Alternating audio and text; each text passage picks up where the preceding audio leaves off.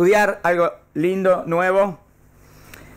Primero un cuentito simpático, dice así. En cierta ocasión, un joven llegó a un campo de leñadores con el propósito de obtener trabajo. Habló con el responsable y éste, al ver el aspecto y la fortaleza de aquel joven, lo aceptó sin pensárselo y le dijo que podía empezar el día siguiente. Durante su primer día en la montaña trabajó duramente y cortó muchos árboles. El segundo día trabajó tanto como el primero, pero su producción fue escasamente la mitad del primer día.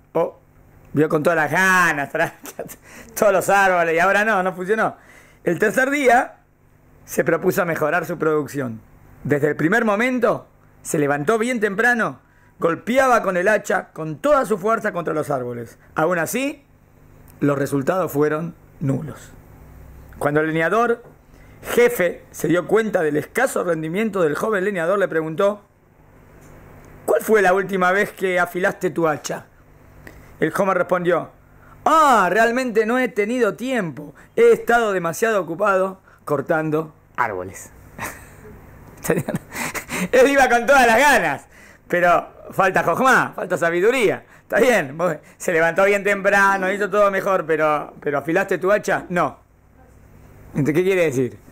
Que puede haber muchas buenas intenciones, pero esas buenas intenciones también tienen que estar relacionadas o ayudadas de sabiduría. Porque si tengo la buena intención, pero si estoy haciendo las cosas así, no van a funcionar nunca. ¿Está bien? Entonces él las ganas las tenía, pero por tanto estar preocupado por hacer más, eso es, se olvidó de lo más importante, que era afilar el hacha. Si no afilas el hacha, ¿cómo vas a cortar los árboles? ¿Se entendió? O sea, a veces por correr, nos olvidamos de lo importante. Después decimos: ¿y por qué no llegué? Si corrí tanto. Porque corriste para el otro lado. Yo qué sé, te equivocaste. ¿Está claro? Bueno, este es el cuentito para comenzar. Tienen hojita, le di. ¿Llegó hojita? ¿Quedaron ahí? Hay 2 hojas.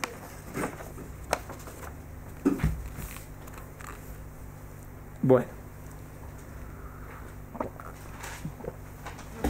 Una historia no conocida. Van a ver qué interesante, ¿eh? Va, primero. Se llama el Rab Eliyahu Ben Amoseg. ¿Está bien? El Rab Eliyahu Ben Amoseg.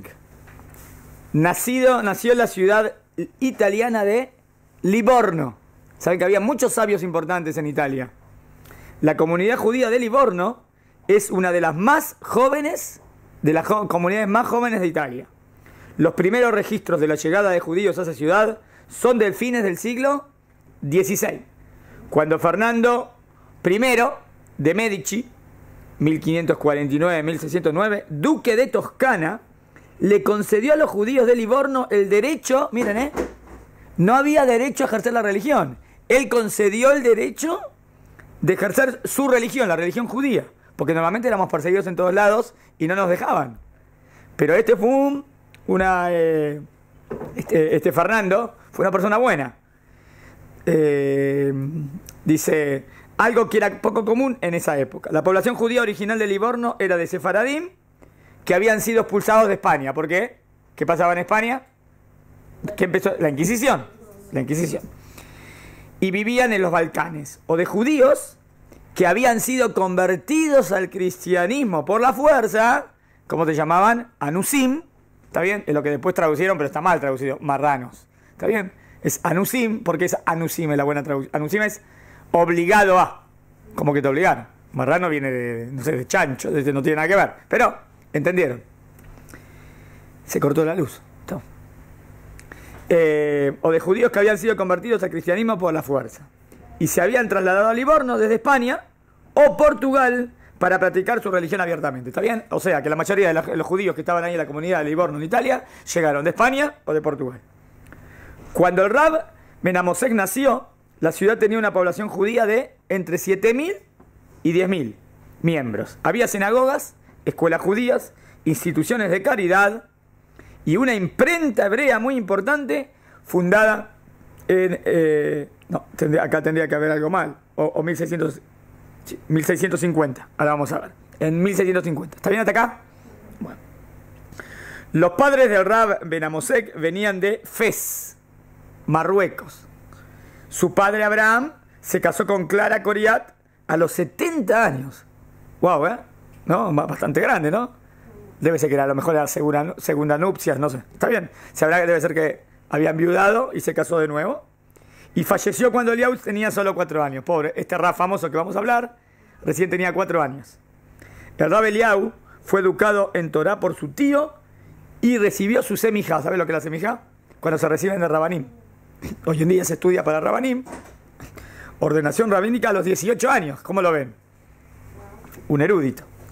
Hablaba y escribía italiano, francés, español, inglés y por supuesto hebreo. Era muy inteligente. Muchos idiomas. El Rab Ben Amosek dedicó su vida a enseñar y defender la Torah.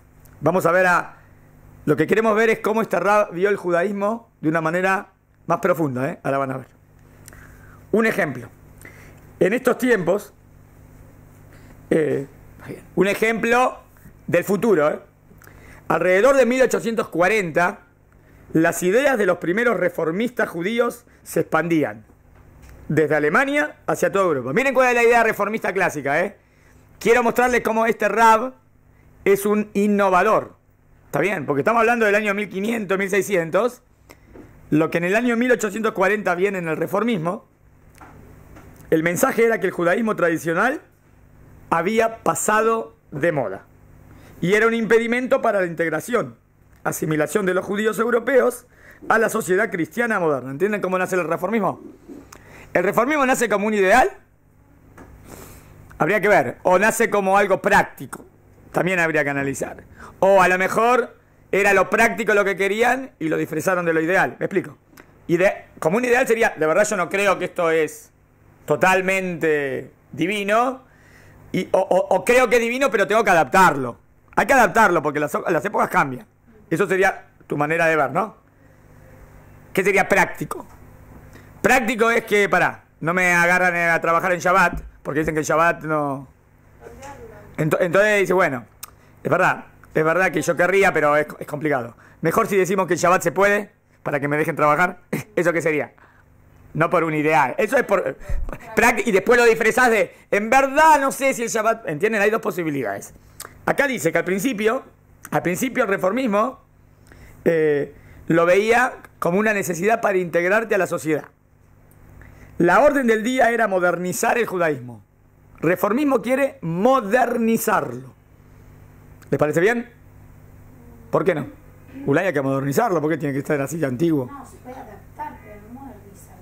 ¿Qué significa? Pero tengo que adaptarlo. La pregunta es el judaísmo. Nosotros adaptamos ahora la Torah a la circunstancia que tenemos ahora, pero modernizar es sacar, cambiar. Exactamente, ese es el error. Modernizar es cambiarlo y es no entender que eso es perfecto. ¿No? Si es perfecto no lo tengo que modernizar. O sea, es antigua. No. La pregunta, ¿creo que la Torah es eterna o no? Si creo que la Torah es eterna, ¿la puedo modernizar? Mira. ¿Cómo? Entonces es el principio problemático del reformismo. Claro, el reformismo no reconoce que la Torah es eterna. Si quieren, ¿cuál es el problema del reformismo y los conservadores? ¿Y los reconstruccionistas? ¿Saben que los reconstruccionistas es más que reformistas? Hay en Estados Unidos. También es reconstruyen. Parece que primero tiran abajo y después... Es un desastre. Tiran abajo el judaísmo y después lo reconstruyen. Reconstruccionismo, reformismo. Conservador es lo más parecido al mundo ortodoxo, pero siempre tienen un punto en común, que ellos dicen que se puede cambiar las cosas. Si dicen que se puede cambiar, no reconocen que la Torah es eterna. ¿Entiendes? El principio de fe. Si yo tengo que hablar de los reformistas y tengo que debatir, el principio de fe en el cual estamos hablando es el principio 9.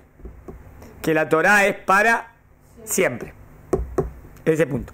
Y también tengo que hablar del punto 8, que la Torah es divina, porque no está tan claro si lo reconocen o no. A veces van a decirte no que es divina. Van a decir, Moshe era una persona muy inteligente. Bueno, pero... Es muy inteligente. No, ¿qué muy inteligente? Seguro que era muy inteligente, pero era profeta. Era profeta y Dios le habló. No, era muy inteligente, como que no querés reconocer que Dios le habló y era profeta. Para ellos era tipo como si Moshe había inventado la Torah. Algo así. Esa es la línea más reformista. ¿Y cómo él iba a saber qué iba a pasar con él? Déjenlo. Ahora, tengo un montón de cuchillos contra el reformismo. Tengo un montón de preguntas contra ellos. Nada más les dije cuál es como aparentemente la tesis. ¿Está bien?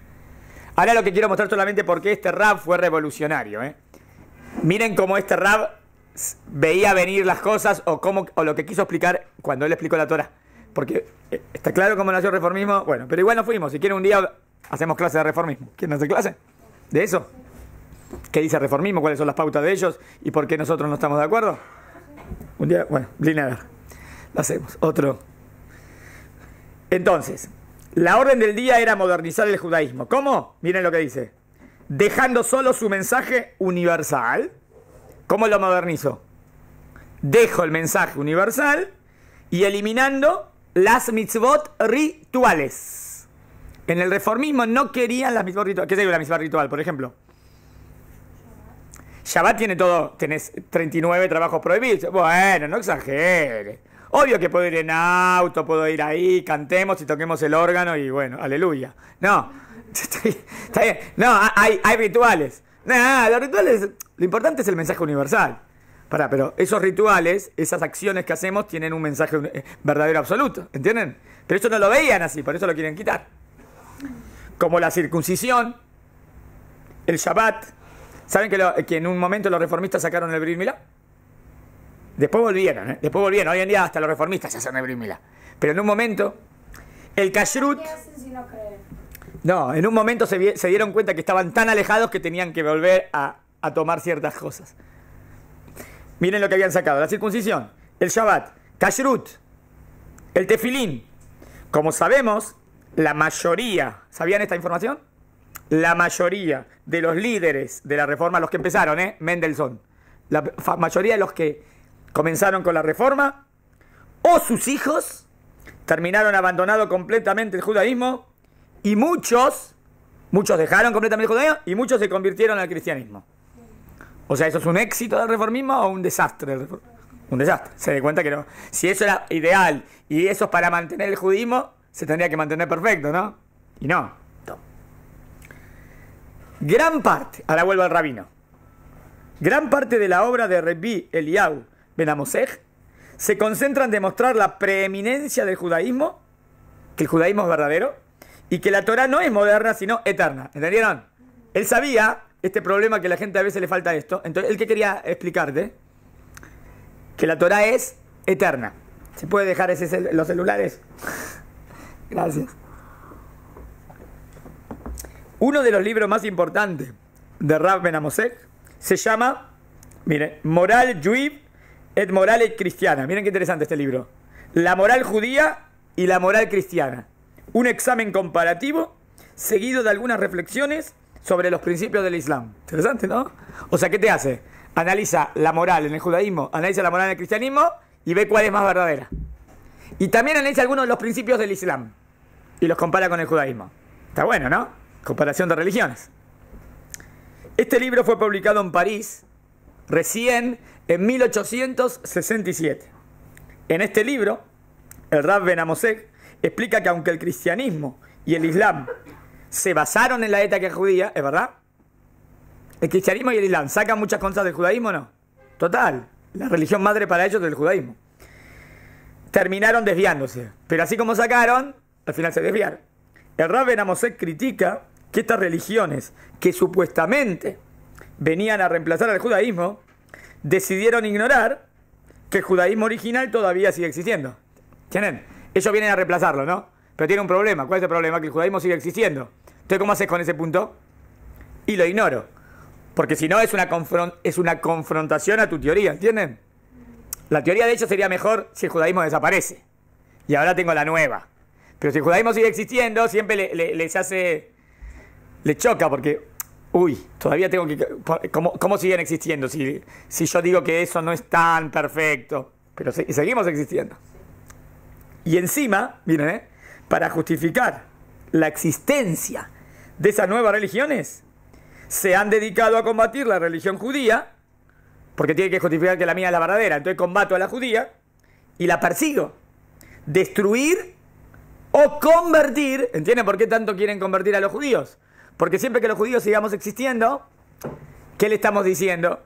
que todavía estamos aquí y esto funciona.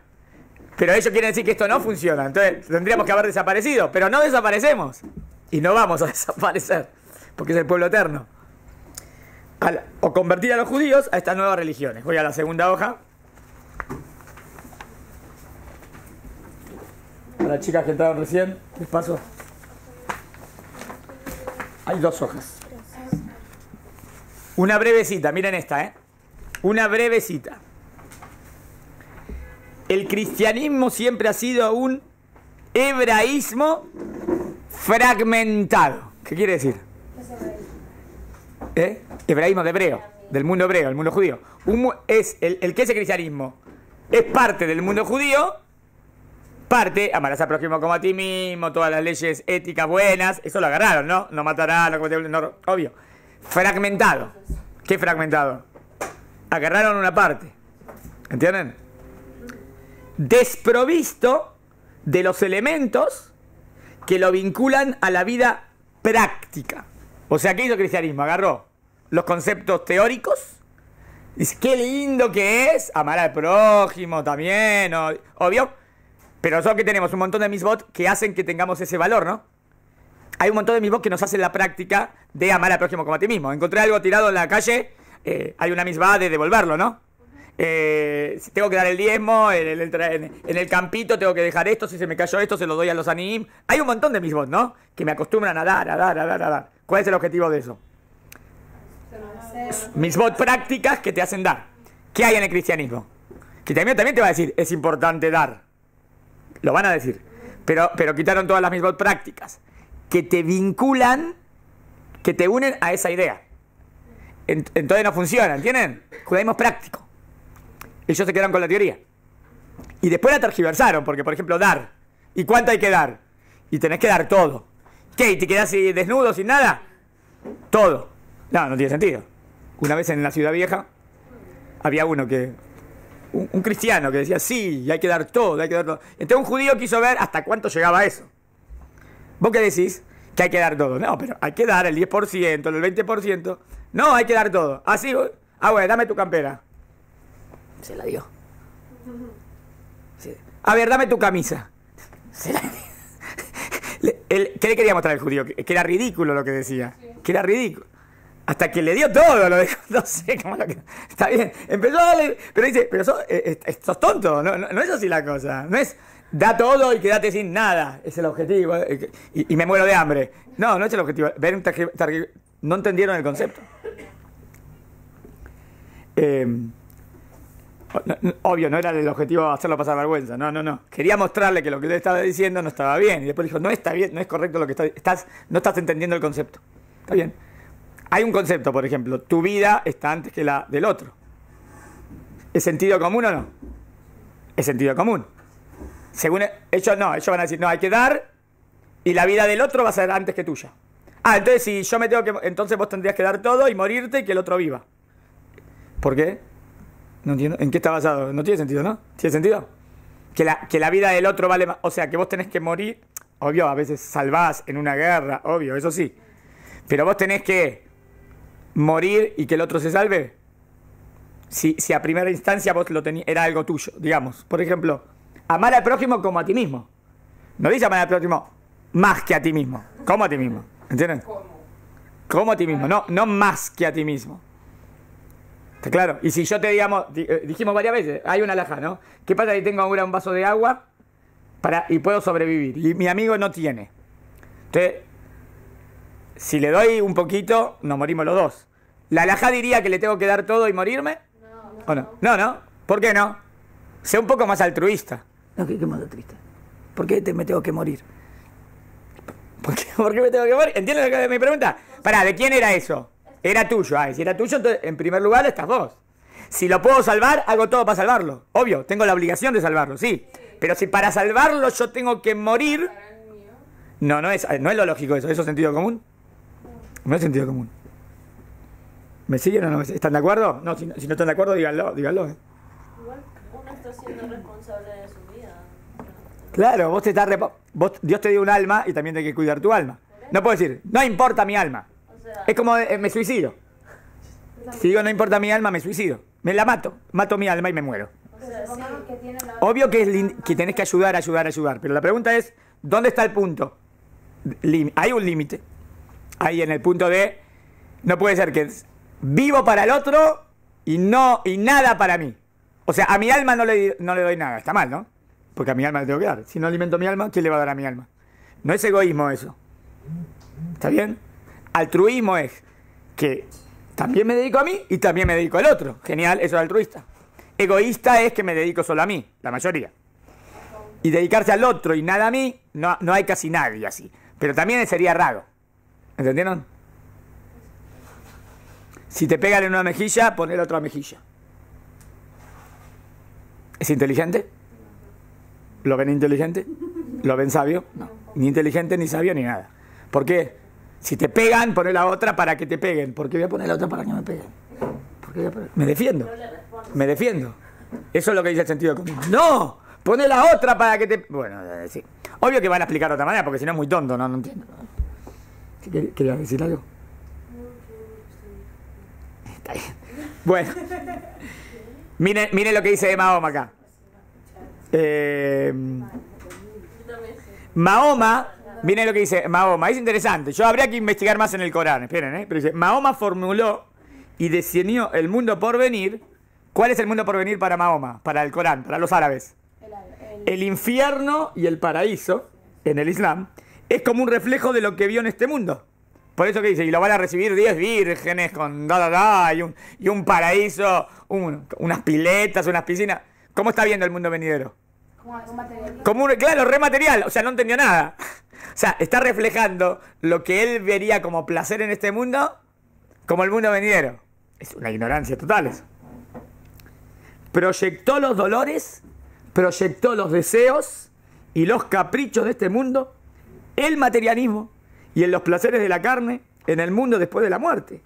El Islam adoptó del judaísmo principalmente su lado social y político. Habría que ver qué captó del lado social y político el Islam, porque hoy veo que es un fracaso. Porque a nivel hombre al prójimo en Islam, Ben Adam la Javerón, no sé, no, vos ves bastante mal, ¿no? Roban mucho, matanzas, entonces no lo veo. Mientras que el cristianismo prefirió adoptar su aspecto espiritual. ¿Ves lo que está diciendo?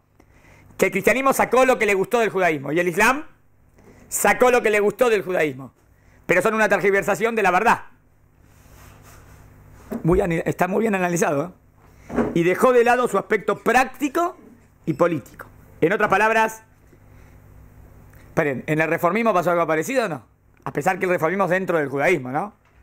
Dentro del judaísmo, porque mantengo varios principios de lo que dice el judaísmo. Pero es parecido, ¿no? En otras palabras, mientras los judíos reformistas de Alemania se esforzaban para demostrar que el judaísmo había pasado de moda y se desvivían por ser aceptados por la sociedad gentil, ¿entienden? O sea, lo que ellos quieren, ¿qué quieren? Que el mundo cristiano los acepte. Entonces querían ser más como cristianos.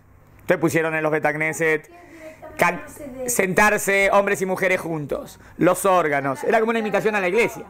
¿Eh?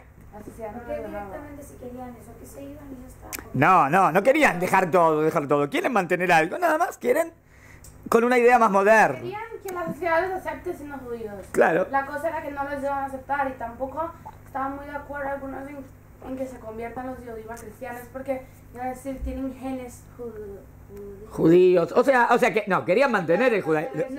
No querían irse a cristianismo, querían mantener el judaísmo pero reformarlo. Ah, sí. Los cristianos había muchos que no querían que se conviertan los judíos, querían que se maten. Entonces, espera, ¿entendieron lo que hace el reformismo? Querían que se convirtieran. No, había cristianos que querían que se mueran los judíos, no querían que se conviertan. Está bien, pero no fuimos. Después déjeme terminar esto. En otras palabras, mientras los judíos reformistas de Alemania se esforzaban por demostrar que el judaísmo había pasado de moda y se desvivían por ser aceptados por la sociedad gentil, el Rab Ben Amosech, 200, 300 años antes, te demostraba que el judaísmo es la verdadera religión. El primer, miren qué lindo, único y último pacto. Único, porque no hay otro pacto. Y último, porque ellos que dicen que hay uno nuevo. No, el último y el verdadero es el judaísmo. No hay uno nuevo, nuevo testamento, nuevo pacto. No. Que Dios hizo con un pueblo, y es el único que hizo con un pueblo, y lo hizo con ¿qué pueblo? El pueblo de Israel.